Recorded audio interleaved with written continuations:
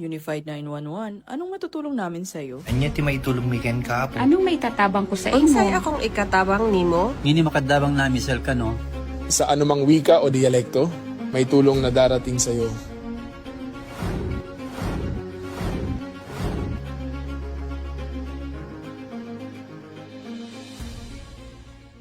Lilingkod sa bawat Pilipino at magbibigay ng tamang impormasyon para sa tahimik at maayos na Pilipinas. Police News Network, alagad ng batas, tagapagtaguyod ng balitang pulis, sandigan ng mamamayan, patnubay ng katotohanan.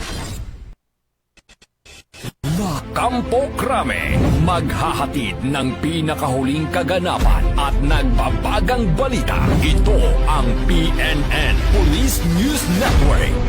At ngayon, ang inyong mga tagapagbalita. Magandang araw, bagong Pilipinas. Ako ang inyong alagad ng batas, tagataguyod ng Balitang Pulis, Patrolman Josel Atienza Sacmar, maghahatid sa inyo ng tamang balita, kwento ng pulis at serbisyo para sa mamamayan. Ito ang PNP News Online, ang pangunahing balita ng Police News Network. Alagad ng batas, tagataguyod ng Balitang Pulis.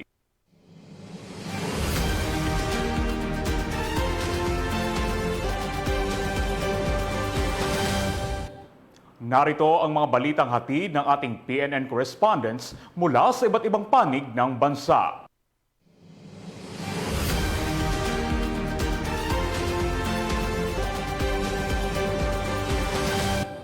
Isang ina at kasabwat nito arestado sa Ermita, Manila matapos ibenta ang isang bagong silang na sanggol sa halagang 25,000 pesos online. Patrolwoman Mary Grace Artizuela sa report. Nasagip ng mga operatiba ng Manila District Anti-Cybercrime Team ang isang bagong silang na sanggol na ibinenta ng kanyang sariling ina sa halagang 25,000 piso sa Ermita, Manila. Sa pinaiting na cyber patrolling, nadiskubre ng mga otoridad ang iligal na pagbebenta sa isang sanggol matapos itong i-post ng kasabwat ng ina sa Facebook group. Dito na nakipag-ugnayan ang mga otoridad sa mga suspect para sa isang pisikal na transaksyon na nagresulta sa kanilang pagkakaaresto. Nahaharap ngayon ang dalawang suspect sa patong-patong na kaso, kabilang ang paglabag sa Republic Act 716 o ang Special Protection of Children Against Child Abuse, Exploitation and Discrimination Act. Samantala, ang nasagip na sanggol ay na-turn over na sa Manila Department of Social Welfare para sa wastong pangangalaga. Ang anak ay hindi ari-arian na anytime pwede natin ibinta. So, pagbibinta ng anak ay pinagbabawal ng batas. So, kung gusto natin ng adoption, meron tayong dapat lapitan na ahensya ng gobyerno. Meron tayong legal process for adoptions. Mula dito sa Campo Crame, ako ang inyong PNN correspondent, Patrolwoman Mary Grace Artizuela, nagbabalita para sa Police News Network, alagad ng batas, tagataguyod ng Balitang Pulis. Maraming salamat, Patrolwoman Artizuela. Arestado ang isang high-value individual sa isinagawang drug bust operation ng San Antonio PNP at mahigit 300,000 pisong halaga ng shabu at baril ang nasamsam. Magbabalita dyan si Patrolman Adrian Dayaw. Inaresto ng mga operatiba ng Nueva Ecija Police Provincial Office ang isang high-value individual sa isinagawang drug buy bust operation sa San Antonio, Nueva Ecija, madaling araw nitong Enero 29. Bandang alas 4:30 ng umaga, ikinasa ng Station Drug Enforcement Unit ng San Antonio Municipal Police Station ang operasyon sa Barangay Poblasyon na nagresulta sa pagkakaaresto ng isang 32 anyos na lalaki na mula sa Caloocan City matapos mahuling magbenta ng shabu sa isang police pusher buyer. Nasamsam mula sa suspect ang 54.9 na gramo ng shabu na nagkakahalaga ng mahigit 300,000 piso, isang kalibre 45 na may magazine at bala at ang 500 buy bust money. Inihahanda na ang kasong paglabag sa Republic Act 9165 at RA 10591 laban sa suspect. Ayon sa Nueva Ecija Police Provincial Office, magpapatuloy ang kanilang operasyon laban sa iligal na droga upang panagutin ang mga individual na sumisira sa buhay at kinabukasan ng komunidad. Ito ang bagong PNP para sa bagong Pilipinas, serbisyong mabilis, tapat at nararamdaman. Ito ang dalawang high-value target na drug suspect ng mga operatiba ng Iloilo City PNP sa buy-bust operation at nasabat ang 952,000 pesos na halaga ng iligal na droga. Nakatutok dyan si Patrolwoman Lynette Sablon. Arestado ang dalawang tinuturing na high-value drug personalities matapos makumpiskahan ng higit kumulang 140 gramo na hinihinalang shabu na may tinatayang standard drug price na 952,000 pesos sa ikinasang drug buy-bust operation sa Zone 5, Barangay San Isidro, Haro, Iloilo City, dito lamang 7 ng Enero, taong kasalukuyan.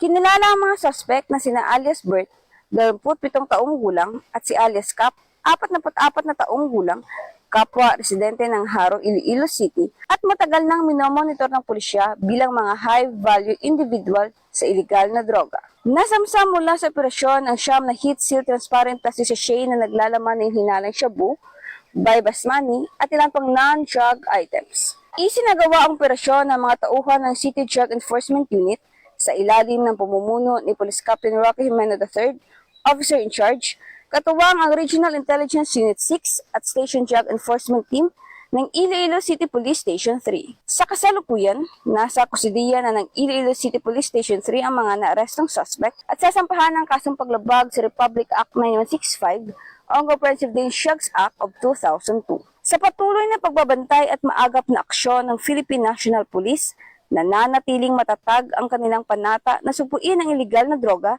at tiyaking ligtas, payapa, at protektado ang bawat komunidad. Mula rito sa Western Visayas, ako niyang PNN correspondent, Patrolwoman Lynette Sablon, alagad ng batas, tagataguyod ng Balitang Pulis. Maraming salamat, Patrolwoman Sablon. Banta sa ika-40 anibersaryo ng EDSA People Power, wala pang namomonitor ayon sa National Capital Region Police Office. Patuloy naman na nagsasagawa ng intelligence monitoring at threat assessment ang kapulisan para masiguro ang kaligtasan ng mga dadalo sa naturang aktibidad. Ibabalita yan ni Patrolwoman Femari Octaviano. Namomonitor na partikular na banta sa seguridad ang National Capital Region Police Office. Kaugnay ng pagdiriwang ng ika-40 anibersaryo ng EDSA People Power sa ika-25 ng Pebrero. Ayon kay NCRPO spokesperson, Police Major Hazel Asilio, patuloy ang intelligence monitoring at threat assessment bilang bahagi ng paghahanda. Tiniyak din niya na sapat at angkop ang magiging deployment ng pulis, bagamat wala pang eksaktong bilang ng personnel dahil patuloy pa ang koordinasyon at konsolidasyon. Samantala, tututukan ng NCRPO ang mga kritikal at estratehikong lugar tulad ng EDSA Corridor at iba pang convergence area gaya ng SM Mall of Asia at White Plains Avenue sa Quezon City. Nilinaw naman ni Police Major Asilio na risk-based ang deployment at igigiit ang maximum tolerance, paggalang sa karapatang pantao at karapatan ng mapayapang pagtitipon. Ito ang bagong PNP para sa bagong Pilipinas, serbisyong mabilis, tapat at nararamdaman. Maraming salamat, Patrolwoman Octaviano. Sa mas pagpapaigting kontra kriminalidad ng Philippine National Police, nagsagawa ng Peace and Order Drive ang mga miyembro ng Cagayan de Oro City Police Office sa 3 barangay ng lungsod ng Cagayan de Oro. Yan ang balitang hatid ni Patrolwoman Jane Rose Bohol. Gawa ng Peace and Order Drive ang Cagayan de Oro City Police Office sa 3 barangay sa lungsod bilang bahagi ng pinaigting na kampanya kontra mga paglabag sa mga batas at pagsugpo sa kriminalidad. Unang tinungo ng mga pulis ang Barangay 17, sinundan ng Barangay 18 at Barangay Konsolasyon. Sa isinagawang operasyon, umabot sa 12 individual ang nasita dahil sa pag-inom ng alak sa pampublikong lugar, paglalakad ng walang suot na pang-itaas, at iba pang paglabag sa umiiral na ordinansa ng lungsod. Ako kay katabang sa ato community nga mao na ang uban pod nga mga residente dili pa aware ani nga mga balaod mo na nga kini usa ka information and education campaign labaw na itong violate aning city ordinance. Dili na pwede magbasta-basta sa mga public places, bawal na mag-inom in public places. Namatay yung barangay ordinance and hingpit man itong pinapatupad na, ina-inform sila. Pero of course, again, we have no kanang capability, nadakon lang sila o kung sa. So, barangay ordinance, mag-ticket na mo may mag-warning.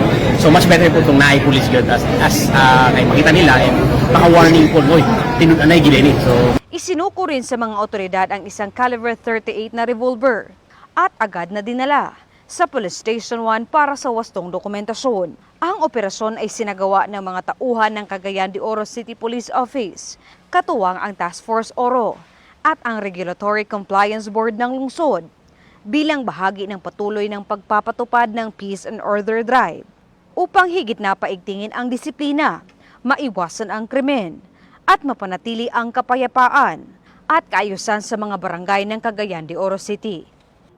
Mula dito sa inyong higalang pulis, Regional Office 10 Public Information Office. Ako ang inyong PNN correspondent, Patrolwoman Jane Rose Bohol, alagad ng batas, tagataguyod ng balitang pulis. Maraming salamat, Patrolwoman Bohol. PNP Chief Police General Jose Melencio C. Nartates Jr. ipinagpapatuloy ang mahusay na direktiba sa kapulisan. Patrolman Don Brosas magbabalita. Sinabi ng bagong promote na hepe ng Philippine National Police na si Police General Jose Melencio Nartates Jr. na hindi magbabago ang kanyang mga direktiba sa kapulisan sa kabila ng kanyang promosyon bilang 4-star Police General. Aniya, nananatili ang kanyang mga kautusan simula nang italaga siya bilang Acting Chief PNP noong August 26. Alinsunod sa marching orders ni Pangulong Ferdinand Marcos Jr., natiyakin ang kaligtasan ng komunidad at patuloy na pababain ang antas ng kriminalidad. Opisyal na kinumpirma ng Malacanang ang promosyon ni Police General Nartates bilang ganap na PNP Chief nitong Miyerkules, mahigit 5 buwan matapos siyang italaga sa posisyon sa pansamantalang kapasidad. Pinalitan niya si dating General Nicolas Torre III na kalaunay nagretiro at naitalagang General Manager ng MMDA. Tungkol naman sa posibleng reshuffle ng mga matataas na opisyal ng PNP, sinabi ni Police General Nartates na natural lamang ang mga pagbabago sa hanay ng organisasyon dahil sa mga nagre-retiro at napopromote na opisyal. Ito ang bagong PNP para sa bagong Pilipinas, serbisyong mabilis, tapat at nararamdaman. Maraming salamat, Patrolman Brosas. At yan ang nakalap na ating mga PNN correspondents mula Luzon, Visayas at Mindanao. Sa ngalan ng pamunuan ng Philippine National Police sa pangunguna ni Chief PNP Police General Jose Melencio Corpus Nartates Jr. at sa pamumuno ni President Ferdinand Bongbong Marcos Jr., kami ay maglilingkod sa bawat Pilipino at magbibigay ng tama at balanseng balita. Mula rito sa tanggapan ng tagapag-ugnay ng Pambansang Pulisya, kami ang inyong alagad ng batas, tagataguyod ng balitang pulis. Ako ang inyong tagapag-ugnay, Patrolman Josel Atienza Sacmar, maghahatid ng tamang balita, kwento ng pulis at serbisyo para sa mamamayan. Ito ang PNP News Online at ito ang bagong PNP para sa bagong Pilipinas, serbisyong mabilis, tapat at nararamdaman.